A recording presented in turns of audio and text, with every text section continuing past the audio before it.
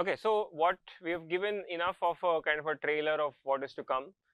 We've spoken about the conjugate direction method. Conjugate direction method, again to revise, what was the essential point? There were two requirements apart from the fact that A is symmetric, positive, definite. What were the two requirements? First one was to do CDM, what do I need? I need a set of conjugate directions. That was the first requirement. Second requirement, I am doing exact line search. So the step lengths are coming from exact minimization. As long as I do this, what were the good things that happened? I got convergence in at most n steps. Okay, so we got a very nice method that if the size of the problem is n, in at most n steps, I will reach the solution. Then what did we find as the main problem in this method? It's a lot of expense. It's computationally expensive to evaluate the conjugate vectors, right? The one clear strategy we found was evaluate the eigenvectors. The eigenvectors were clearly conjugate vectors with respect to A. That did the job for us. But evaluating the conjugate vectors, evaluating the eigenvectors is order n cube. We do not want to spend that price. So that is why the CDM method remained stuck for a while until people came up with something very simple and very clever, which is the conjugate gradient method. So we'll study that now.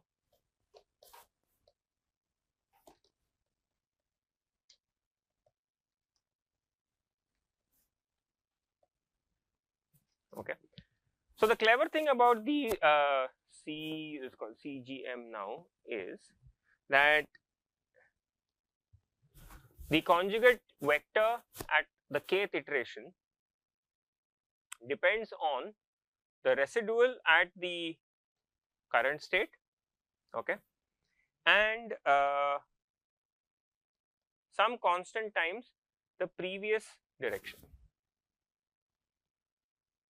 This is in a nutshell the clever idea of the CGM, that instead of asking you to pre-compute the entire set of conjugate directions beforehand, it's saying use the previous conjugate direction pk minus 1 and the current residual, and there is some factor of, this is a scalar factor,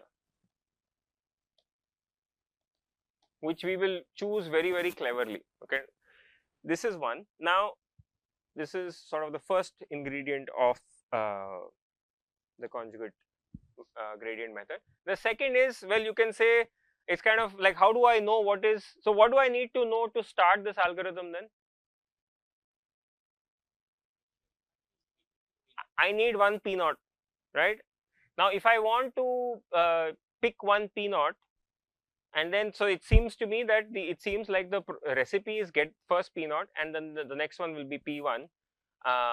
So in the absence of anything else, P naught is chosen in a somewhat obvious way, which is minus R0.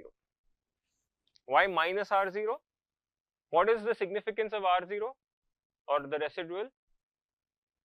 It's the gradient, right? So P0 is in fact what? The steepest descent. So in step 1 of conjugate gradient, I do what I already know, which is steepest descent with exact line search. I can't go wrong, right? I will decrease the function value somewhat. And then the subsequent P's, I don't have to do anything expensive. You see what I need, if I need to figure out some formula for beta, Rk is essentially what? Axk minus B. So obviously I know where I am, so I know xk. So axk minus B is not that difficult to evaluate, so I know Rk, right? Now how do I, so this is basically it, you know, this is the conjugate gradient method. And it seems almost like magic because we haven't proved right now that the set of directions are conjugate, right? But we will see. All of that comes out. But the CGM is just this. So let's see, how do you choose beta k? We want to sort of enforce this conjugate property, right? Conjugate. So let's recap over here. What did conjugacy, right? What did it tell me? Pi transpose A Pj is equal to 0, I not equal to j, right? I have an expression here in expression 1 that has Pk and Pk minus 1. right? So if I wanted to extract out beta from here, what would be the logical thing to do? Using this conjugacy property, left multiply by, okay, should I left multiply by pk transpose A? If I left multiply by pk transpose A, I'll get something on the left hand side, but my beta k term will go to 0, right? So if I left multiply by pk minus 1 transpose A, what will I get? I'm going to get, okay, so let's write it in one shot. So left multiply is going to give you pk minus 1 transpose A pk is equal to minus rk, oops, sorry, pk minus 1 transpose A rk plus beta k pk minus 1 transpose A pk, right? Now I want conjugacy. Remember, beta is still in my hand. I can choose it the way I want, right? So it's a free parameter. So I choose, if I want to choose this to be so such that I get conjugacy. So I'm going to insist that this guy go to 0. If this guy goes to 0, what am I left with? Beta k. Beta k therefore has to take on this value, pk minus 1 transpose A rk pk minus 1 transpose A.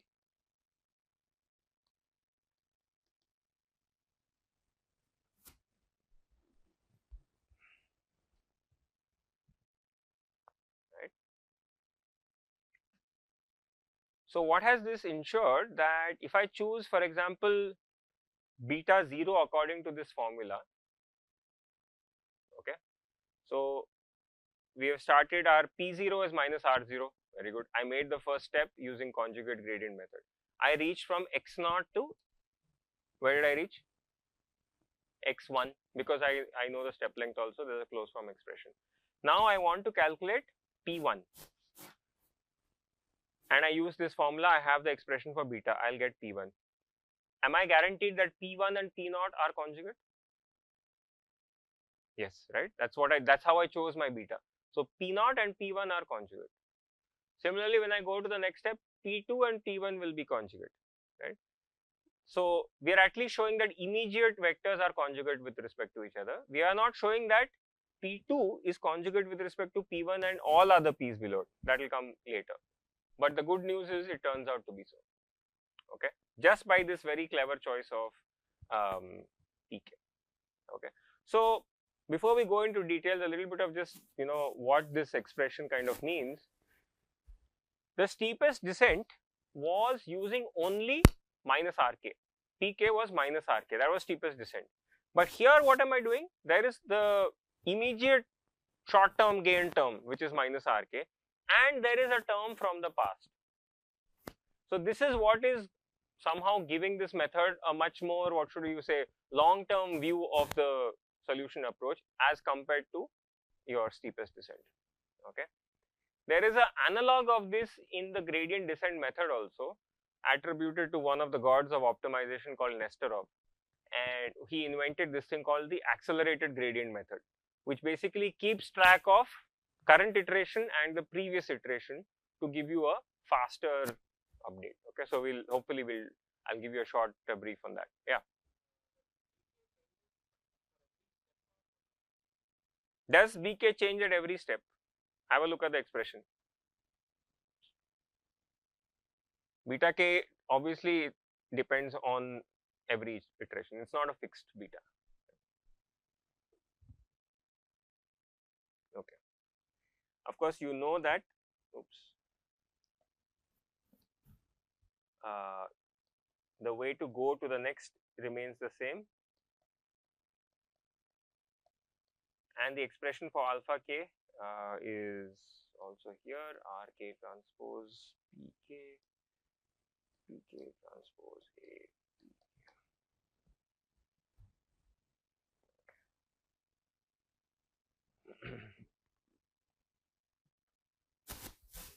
Okay. So notice that in order to progress in this conjugate gradient method, what are the computational things that I need to do?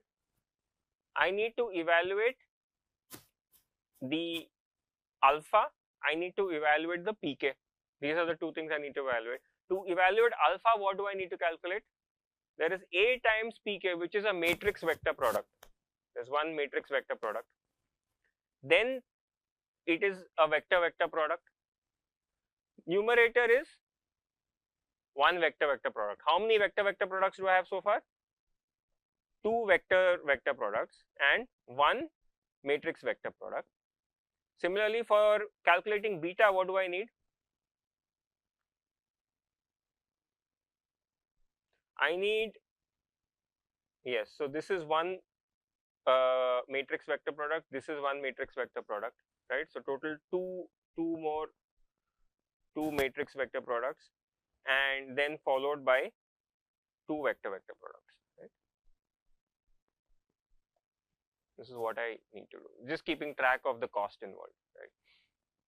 As I mentioned earlier, if you have a way of evaluating a matrix vector product without storing the matrix A, that works very well for very large problems. So without storing the matrix A, there are some routines which allow you to just evaluate the product of a matrix into vector. So we keep track of the number of these products. Okay. Now this looks like the most basic version of conjugate gradient. It is actually possible to simplify these expressions a little bit more, okay, which is the more commonly found version of the conjugate gradient method. So I'll just outline some of it, and then you will see the even simpler form of the conjugate gradient method. Okay. So Rk plus 1 minus Rk, what is the definition of R? Is Ax minus B, right? So this becomes A xk plus 1 minus xk, right? The b's will cancel off. Is xk plus 1 minus xk anything nice? Alpha k pk, right? So this is alpha k a pk. Okay, this is one thing that you have. So I'm just going to write down the final expression that you get from here. The final expression that you get for alpha and beta, alpha k turns out to be Rk transpose Rk divided by pk minus 1 transpose A pk minus 1. Okay, what was the original expression is here on the top. So what has changed? The numerator has changed from Rk transpose pk to Rk transpose Rk. Denominator, I think I made a mistake. This is still yeah. Okay, this is my alpha k. Similarly, I'm going to write down the expression that you get for beta k. It's a particularly nice expression.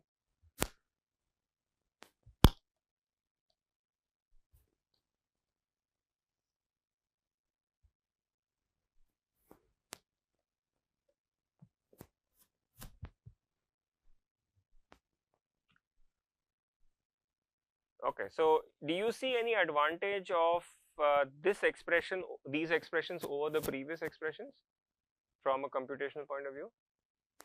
How many matrix vector products do I need? Alright, so there's only one matrix vector product, and how many vector vector products? Right, the numerator of alpha k and beta k are the same, so that's 1. Then I have in the denominator one more, right? Is there anything else? How many vector vector products do you see? 1, 2. I claim there are only 2, because I'm going to store these values, right? So Rk minus 1 transpose Rk minus 1, I will get from the previous iteration, right? So actually this is just one vector vector product if I'm doing it cleverly. Okay. So what should I store? Remember, pk is minus Rk plus beta k pk minus 1. Okay. So to get this, what all do I need? To get pk, I need Rk, I need pk minus 1. And to get beta k, what else do I need? Rk minus 1, right? Rk minus 1. So if you give me Rk, pk minus 1 and Rk minus 1, I get my pk completely. So I know pk. What is left for me to go to xk plus 1? I need a step length alpha, right? And the expression for alpha, do I already have it? Look at the expression for alpha. Once I get pk, do I have alpha k? I have it already, right? So the good news is that as I am going from iteration to iteration, I don't have to store the entire history. What do I need to store? Current iteration, previous iteration, right? Everything you can see, the subscripts are either k and k minus 1. I don't need to store starting from 0, 1, 2 up to all of that. So what is that telling you? That if my size of the matrix is 1 million by 1 million, I don't need to keep a history of 1 million residuals and the p's, right? All I need is current iteration, previous iteration. So this is why it's also a very, very powerful method.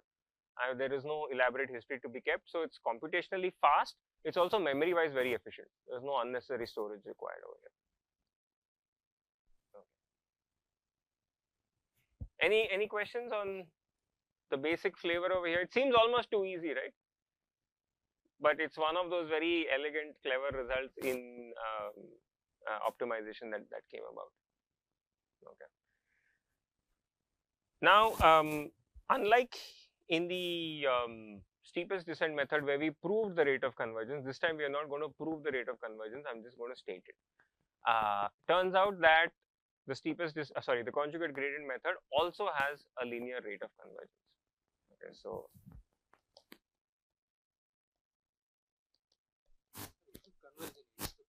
yes,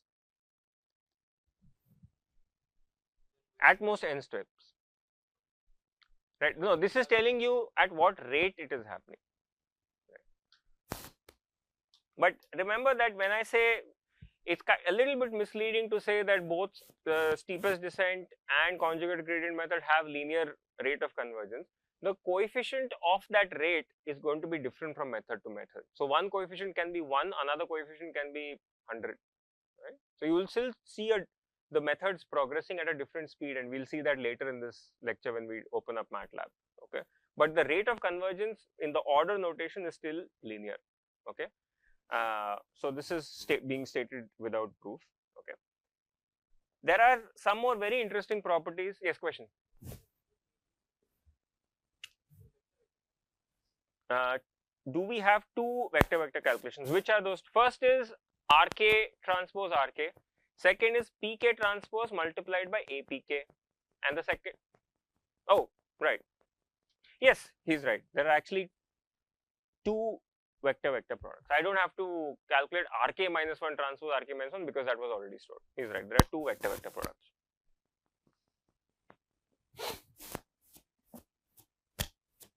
Okay. Now, apart from just saying that it has linear rate of convergence, there are some interesting, rates over here, which we'll just have a look at the analysis of it. Okay.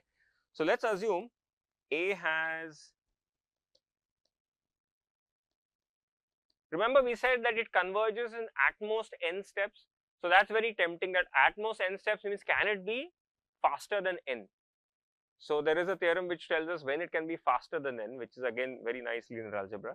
So let us say that I have eigenvalues of ordered in this form. Okay.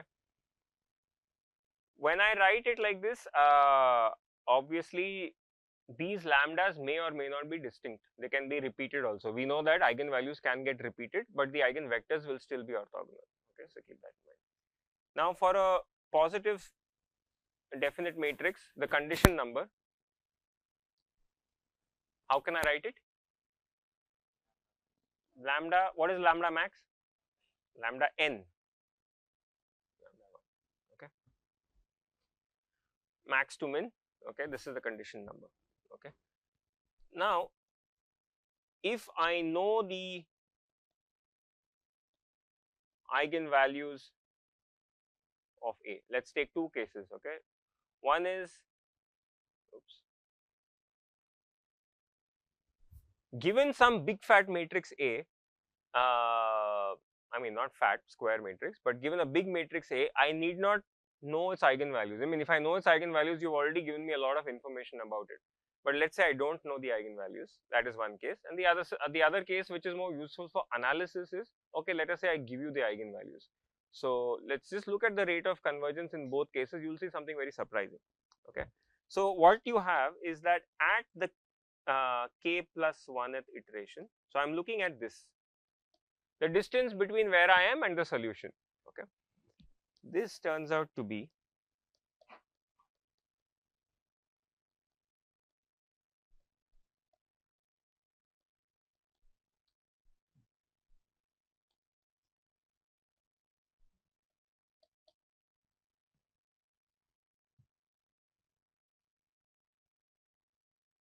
okay. So it's depending on the eigenvalue. So can we try to make sense of this? I mean, when do you think this will make a difference? The hint is at most n steps. So can you see if it is possible for us to make sense of this expression? So let us say I have repeated eigenvalues. Okay. So let us say the first 5 eigenvalues are distinct, and then I have the remaining 5 are repeated. Okay. So there's a system with 10 eigenvalues. First 5 are distinct, next 5 are repeated, and they are the same. So what is this telling us? Is it telling us in what will happen in what will happen to the rate, or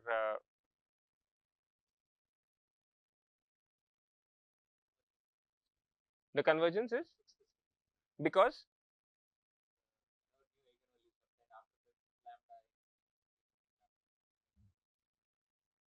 but lambda 1 is still the same, right?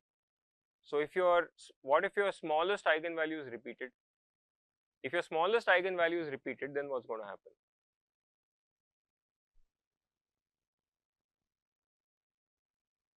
So let us say the smallest eigenvalue is repeated 5 times. Okay. So if I take k equal to 1, so this is what will I see over here? On the left hand side, I'm going to be looking at x2 minus x star. Over here, what will I see? Lambda, let's say n is equal to 10. Okay. What do I see? Lambda 9 minus lambda 1. Right? Lambda 9 minus lambda 1, is it 0? It's not 0. The first 5 eigenvalues are repeated, right? So this is fine. It is some number. Now, as the iterations go, supposing I reach where k equal to, supposing I reach k equal to 5. At k equal to 5, what happens? I'm looking at distance of x 6 minus x star. Okay. What is the expression I have over here? Lambda 10 minus 5 is 5 minus lambda 1. I have 5 repeated eigenvalues to start with. What is lambda 5 minus lambda 1? Right, 0. So boom, by step 5 at k equal to 5, x 6 minus x star is less than equal to 0. So if I have repeated eigenvalues, that's where this at most n steps result gets invoked, that in fact you can have sooner convergence, and we can also look at that in the case of MATLAB. Okay. So this is of course when I know the eigenvalues of A. Any questions or doubts on this? Was this analysis clear? Okay. Now if I don't know eigenvalues of A, but obviously you need to tell me something, and let us say that something that you're telling me is the condition number. Okay. So I need the same expression that I had, but now in terms of condition number. So what you get is xk plus 1 minus x star turns out to be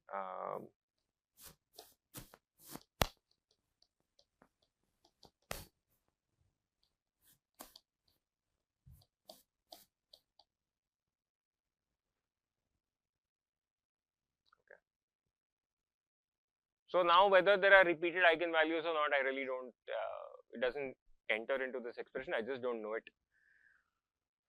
So does this look familiar from the case of steepest descent? In the case of steepest descent, I had almost the same expression with the change that instead of root kappa, I had, what did I have? Kappa, right? In steepest descent, root kappa was not there, I had actually kappa, right? So this is why the, even though it's a linear rate of convergence, this quantity is going to die down at a faster pace. Okay, so this is why, you know, this is an important aspect of it. So this is just information, I haven't proven it in any way. Okay, but both of these things we will visualize it when we open up MATLAB in a few minutes. Okay. Now we haven't actually proven the entire set of conjugate vectors to be, I mean the vectors to be conjugate with respect to each other, but we can do some, I'm going to show you two interesting properties which are there, right, for the conjugate gradient method, which get used a lot. Okay, so the first one is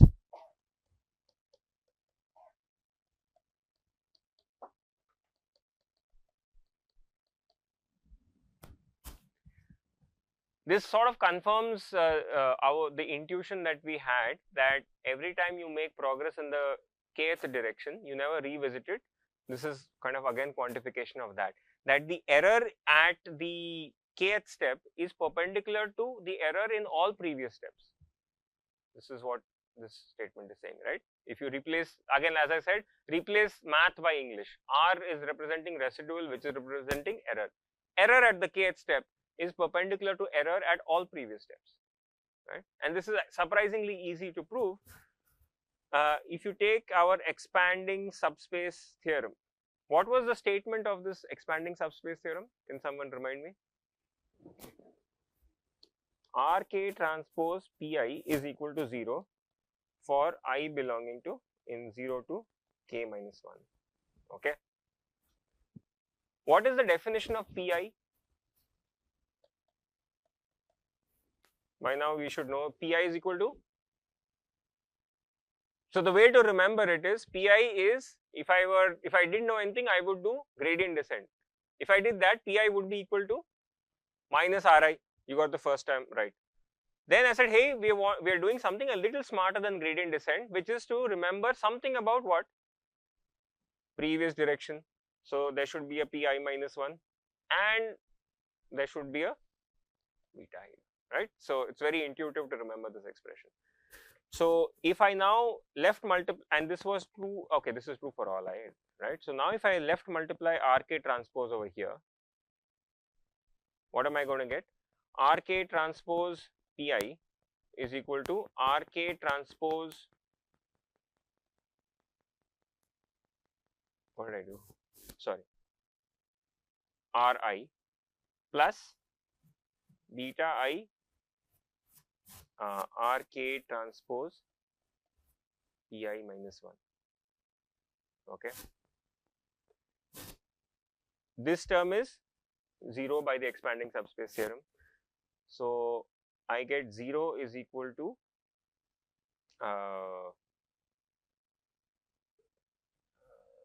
okay. Anything else? What about the second term on the right hand side? Also 0 by the same theorem, right? So it implies that Rk transpose Ri is equal to 0, I belonging to 0 to k minus